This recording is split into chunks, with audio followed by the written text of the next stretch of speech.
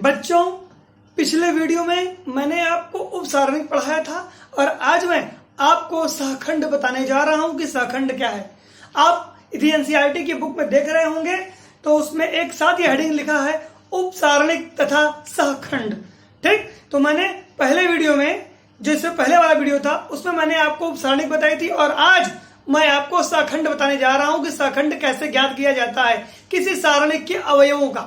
यदि सारणिक दे दे तो सारणिक के अंदर उसके अवयव भी दिए गए होंगे बच्चों, और उन अवयवों का, जो अवयव उपस्थित होते हैं सारणिक के अंदर, उन अवयवों का हमें ज्ञात करना है क्या, सहखंड। सहखंड को अंग्रेजी में हम कोफैक्टर्स कहते हैं, जैसा कि मैंने बोर्ड पर लिखा हुआ है। तो आइए सहखंड क्या है ये भी मैं आपको बताता हूं और इसके बाद कैसे निकालना है मैं आपको समझाता हूं बोर्ड पर। ठीक है बच्चों, तो आइए देखते हैं। बच्चों, सहखंड सारणिक के अवयव का निकाला जाता है जैसा कि मैंने आपको बताया। तो आइए ये है कि इसकी परिभाषा मैं देता हूं। यदि कोई सारणिक, देखिए मैं लिख रहा हूं बोर्ड पर, यदि कोई सारणिक का अवयव, ध्यान से देखिएगा, यदि कोई सारणिक का अवयव aij से प्रदर्शित किया जाए तो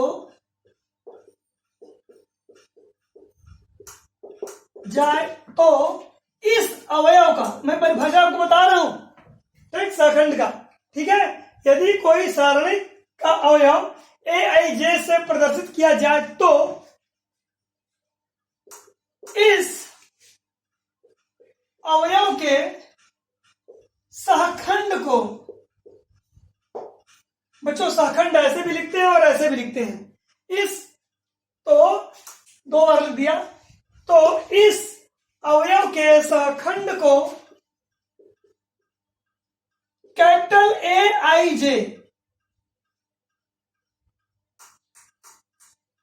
से प्रदर्शित किया जाता है।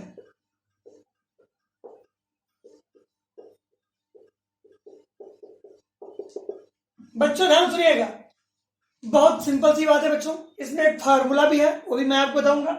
यदि कोई सारणिक का अवयव aij से प्रदर्शित किया जाए तो इस अवयव के सहखंड को, यानी कि जो अवयव दिया गया aij, अब आप बोलेंगे सर ये aij क्या है? बच्चों आई है पंक्तियों की संख्या और j है स्तंभों की संख्या। ठीक, तो अवयव के सहखंड को a कैपिटल है, कैपिटल aij से प्रदर्शित किया जाता है। या आई क्या है? पंक्तियों की संख्या, और जे क्या है? स्तंभों की संख्या। जैसे क्या हुआ, अवयव, जरा देखिएगा, अवयव ए, मैं अपने एग्जांपल दे रहा हूं बच्चों, जरा उसको समझिएगा, जरा देखिएगा। अवयव, जैसे कि हम आई और जे का मान रख देते हैं, अपने मन से आप कुछ भी ले सकते हैं। अवयव, यदि आई का मान मैं 1 ले लेता हूं, जे का मान 1 ले लेता हूं, आई का भी मान 1 है और जे का भी मान 1 है, तो क्या हो जाएगा, अवयव a11 के सहखंड को कैपिटल A11, यदि यहां 1 रहेंगे तो यहां भी हमारा क्या हो जाएगा, 1 हो जाएगा, को A11 से प्रदर्शित करते हैं।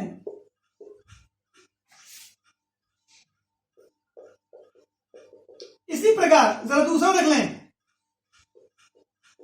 अवयव ए, आई का मान मैं 1 ले रहा हूं और जे का मान मैं 2 ले रहा हूं बच्चों, 1 2। आई का मान मैंने कितना लिया, आई का मान मैंने 1 लिया और जे का मान मैंने कितना लिया, 2 लिया। तो अवयव a12 के सहखंड को, यहां भी बच्चों कैपिटल है 1 2 से प्रदर्शित करते हैं। मैं उम्मीद करता हूं कि यहां तक आपको समझ में आ गया होगा बच्चों। मैंने 2 एग्जांपल भी आपके सामने दे दिया।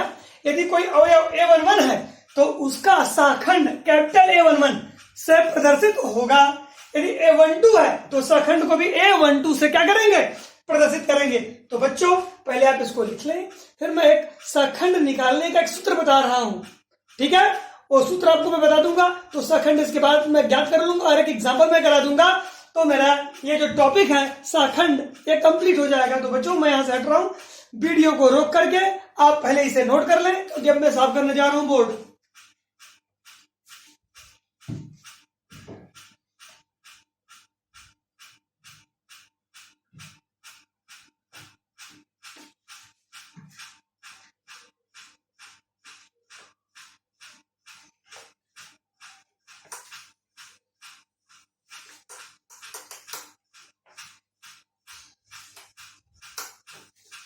देखिए बच्चों आप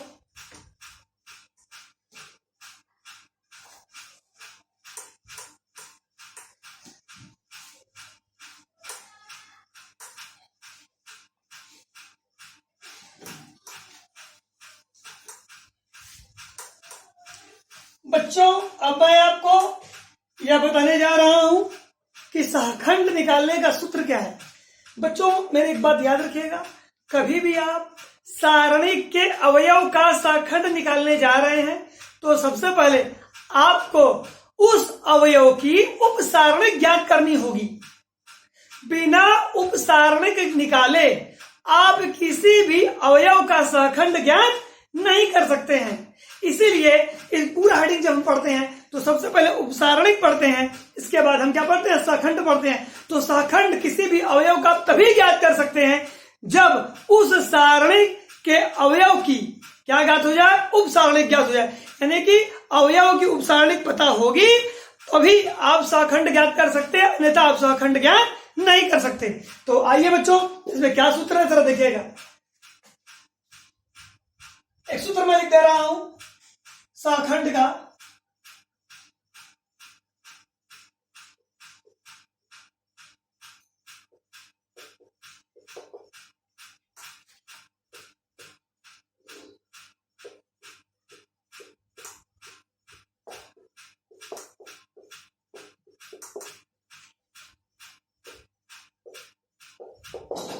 capital A I J, capital A भाई ए आई जे के शाखंड का सूत्र क्या होगा, ए कैपिटल ए आई जे बराबर क्या, -1 के पावर -1 लेना पड़ेगा।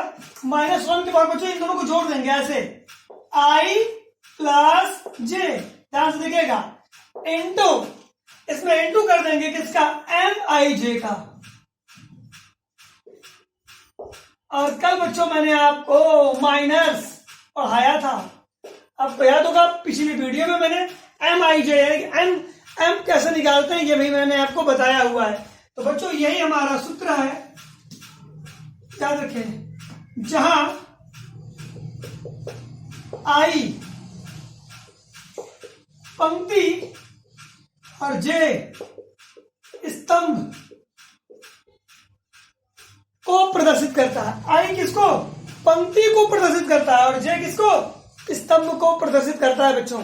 ठीक है, तो बच्चों ये सूत्र भी आप नोट कर लें और इसी पर आधारित कैसे निकालना है ये मैं आपको बताने जा रहा हूं, उस पर एक एग्जाम्पल में कराने जा रहा हूं। आप ध्यान से सुने बच्चों, आपको ए आई जे निकालने के लिए क्या निकालना चाहिए, एम आई जे। एम आई जे यानी कि उपसारणिक, जहां एम आई जे कहां है, क्या है, एम आई जे ये क्या है, उपसारणिक है। तो जब तक आप उपसारणिक नहीं निकाल पाएंगे तब तक आप ए आई जे के शाखंड नहीं निकाल सकते। तो इसको आप नोट कर लीजिए बच्चों, और इस पर मैं आधारित एक एग्जाम्पल कराने जा रहा हूं आपको।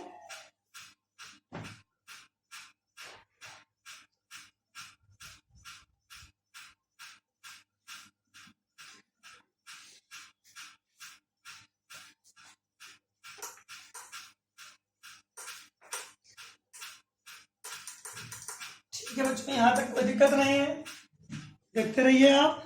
अब बच्चों मैं आपको एनसीईआरटी का एग्जाम्पल 20 कराने जा रहा हूं। ठीक, मैं एनसीईआरटी का एग्जाम्पल 20 में आपको कराने जा रहा हूं, उदाहरण 20।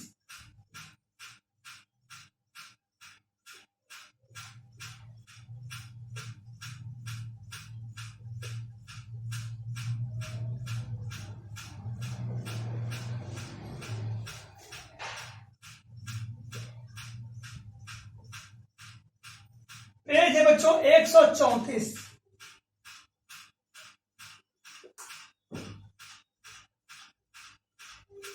ठीक, पेज 134, क्वेश्चन दिया है सारणिक क्या दिया गया है? सारणिक 1 -2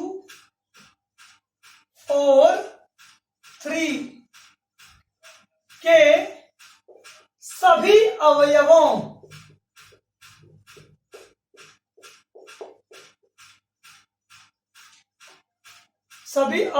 के उपसारणिक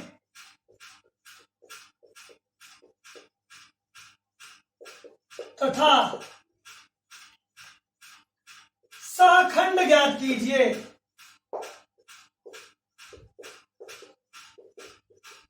बच्चों, मैंने क्वेश्चन बोर्ड पर आपके सामने लिख दिया है और आपको ये अच्छे से दिख भी रहा होगा। ठीक है, देखिए बच्चों, जो मैंने आपके सामने क्वेश्चन लिखा वो आपके सामने है। ठीक, सारणिक 1 -2 4 3 के सभी अवयवों के उपसारणिक तथा सहखंड ज्ञात कीजिए। बच्चों, इस प्रश्न में यदि सहखंड भी निकालने के लिए दे देता तो भी आपको क्या निकालना होता? बिना उपसारणिक निकाले आप सहखंड ज्ञात नहीं कर सकते हैं। तो बच्चों, यहाँ 4 अवयव है, सभी अवयवों, यहाँ चारों अवयवों का एक मतलब अवयव 1 का भी, -2 का भी, 4 का भी, 3 का भी, सबसे पहले मैं क्या निकालूंगा? उपसारणिक। उपसारणिक आ जाएगा तो मैं निकालूंगा क्या? सहखंड। तो आइए मैं लिखता हूं, उत्तर लिखिए जरा। मैं लिख रहा हूं अवयव। अच्छा, ये मेरा 1 है। अवयव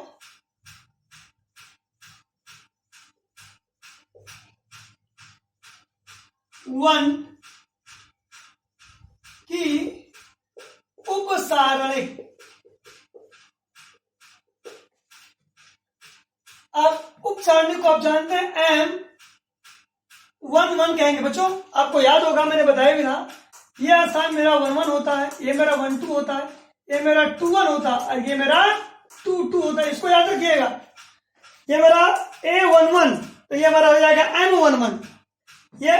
ये होता है A11, ये होता है A12, ये होता है A21, ये होता है A22, जैसा मैंने यहाँ पर बोर्ड पर आपको दिखा रहा हूं मैं। तो आइए, अवयव 1 की उपसारणिक, ऐसे कॉमन लगा सकते हैं। अवयव 1 की उपसारणिक M11। ठीक, M11 निकालना कर देखिएगा। बराबर निकालने का तरीका देखा बच्चों। ठीक, आइए 11 का। अब यहां पे आपको क्या करना पड़ेगा? रुक जाइए, आप देखें जरा बच्चों, ये सारणिक के अंदर ही जाएगा। ठीक, लेकिन इस सारणिक में केवल एक ही अवयव होगा, वो भी कौन सा? अभी मैं आपको बता रहा हूं। देखिए बच्चों, M11 तो 1 लेंगे तो 1 की पंक्ति हट जाएगी और 1 का स्तंभ हट जाएगा और मात्र क्या बच जाएगा? 3 बच जाएगा। आप चाहे तो उसको ऐसे भी लिख सकते हैं। ये हो गया सारणिक। सारणिक के अंदर एक ही अवयव है, 3। आप ऐसे भी लिख सकते हैं और इसी को हम लिख सकते हैं कितना? 3, ऐसे। तो बच्चों, मेरी 2 लाइन बढ़ रही है, इसलिए मैं इसे इस प्रकार ना लिख करके केवल ऐसे लिख दे रहा हूं। जरा देखिएगा, निकालना कितना आसान है। ठीक, तो आइए बच्चों, अवयव 1 की उपसारणिक M11 वो कितना हो जाएगा? 3। ये पंक्ति कट गई और ये स्तंभ कट गया, क्या बचा? केवल 3 बचा। इसी तरीके से अवयव -2 की उपसारणिक M12। तो 2 लाइन लिखने से बेटर है कि मैं एक ही लाइन में लिखूं। जब -2 लेंगे तो -2 की पंक्ति कट जाएगी, -2 का स्तंभ। देखिए, ये ऐसे कट जाएगा, ये ऐसे कट जाएगा, क्या बचा? 4। ठीक, फिर अवयव कौन सा? 4 की उपसारणिक, ये हो जाएगा M21। ये देखिए 21 है, तो इसकी पंक्ति, इसका स्तंभ कट जाएगा, कितना बच जाएगा? -2। फिर अवयव 3 की उपसारणिक, इसके उपसारणिक को M22 बोलेंगे बच्चों। और जब 3 लेंगे तो ये पंक्ति सॉरी ये पंक्ति और ये स्तंभ कट जाएगा, केवल 1 बच जाएगा। ठीक है तो बच्चों यहां तक आप देख लें मैंने क्या निकाल लिया। मैंने अवयवों 4 अवयव दिए गए थे, चारों अवयवों की उपसारणिक निकाली बच्चों। इसी तरीके से एनसीईआरटी में देखेंगे तो आपको मिल जाएगा किया हुआ। ठीक आइए अब मैं निकालने जा रहा हूं सहखंड। क्या निकालें? पहले उपसारणिक निकालेंगे बच्चों और फिर सहखंड निकालेंगे। ठीक है तो देखिए मैं लिख रहा हूं अवयव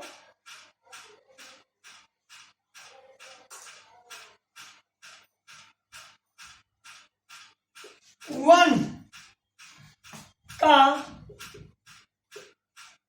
सहखंड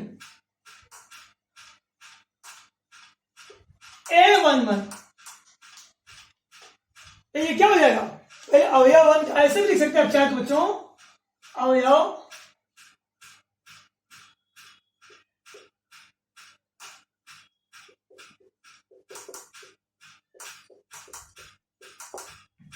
अवयव वन मेरा कौन सा? ये अवयव वन का सहखंड।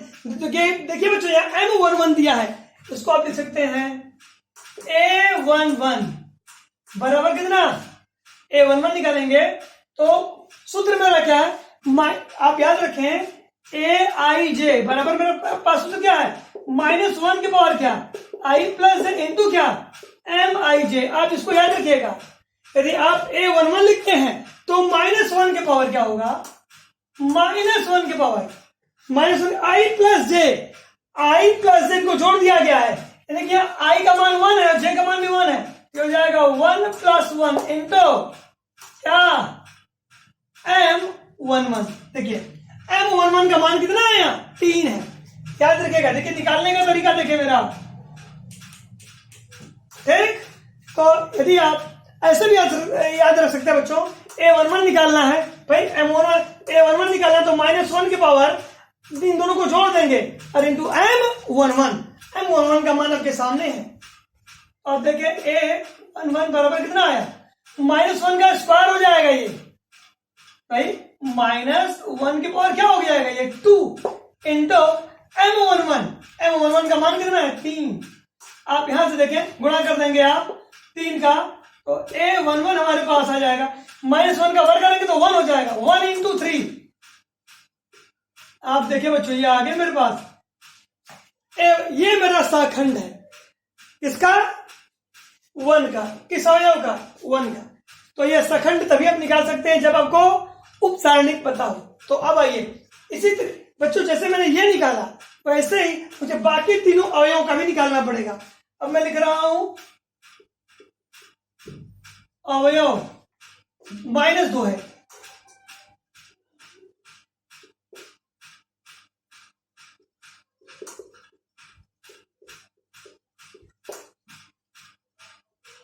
ये मेरा एड्रेस A12 होता है। A12 बराबर -1 के पावर 1 + 2 इंटू M12। तो A12 बराबर -1 के पावर 3 इंटू M12 का मान कितना है बच्चों? M12 का मान हमारे पास 4 है। यह -1 आएगा, -1 में 4 का गुणा होगा तो A12 हमारे पास आ गया कितना?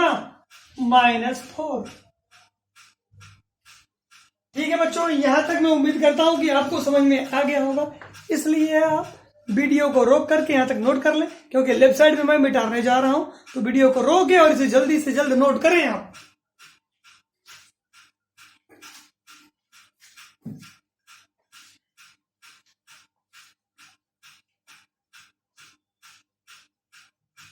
चलिए बच्चों, अब मैं किस अवयव का निकालूंगा?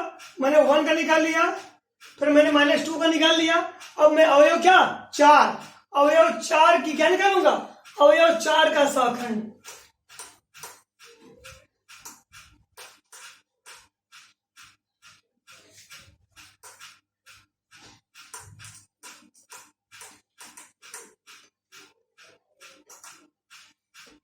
बारी बारी से एक एक करके बच्चों मैं निकालूंगा। आप यहां पर अच्छी तरीके से देख लें।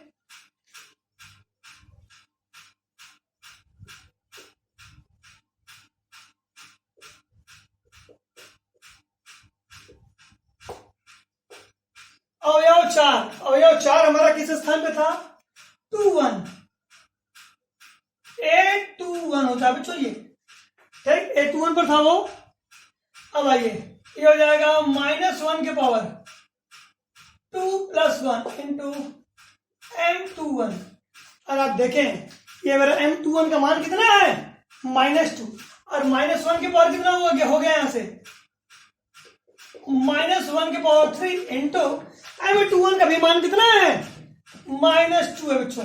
तो -2 यहां रखेंगे, यहां से भी माइनस आएगा, ये माइनस इसको प्लस कर देगा। 8 2 1 का मान हमारे पास आ गया कितना? +2। ठीक, अब लास्ट अवयव बचा, अवयव 3।